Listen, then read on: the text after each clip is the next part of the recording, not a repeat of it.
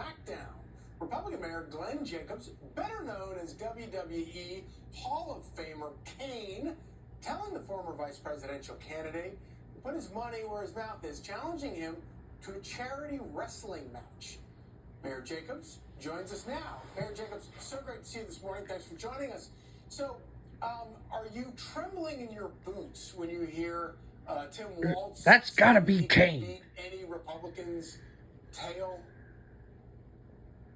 Well, what Governor Walz said was completely inappropriate and it needed to be called out. Obviously, the Democrats realize that in catering to the far left wing of their party, they have created a masculinity problem for themselves, which shouldn't come as a surprise. After all, they've been preaching for years that there's no difference between men and women.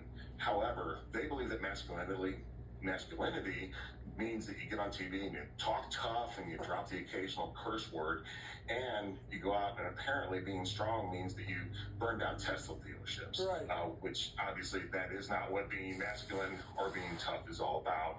In fact, they just look like petulant, spoiled little brats. Nice. So, you're an actual big tough guy yourself, I'm assuming you've probably never actually challenged to beat somebody up in your political career, for which we are all very grateful. But if you were to advise Democrats on how they might try to sort of turn around their image with young men, where would they start?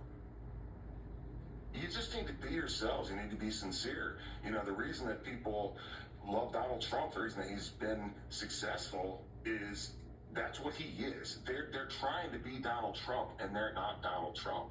So people see right through all this stuff. You're not an actor on TV. They want someone who actually represents themselves, is authentic, and you can't do that by trying to play a role of something that you're not. Yeah, and so obviously, being a faker always comes out in politics. But as you pointed out a minute ago, it is more than just sort of optics. There are real issues here. You point out that if you don't know the difference between a man and a woman, Joe Biden put a woman on the Supreme Court who could not define what a woman is. What are some of the other things that you think just kind of that causes young men to recoil from the Democrat message and run away?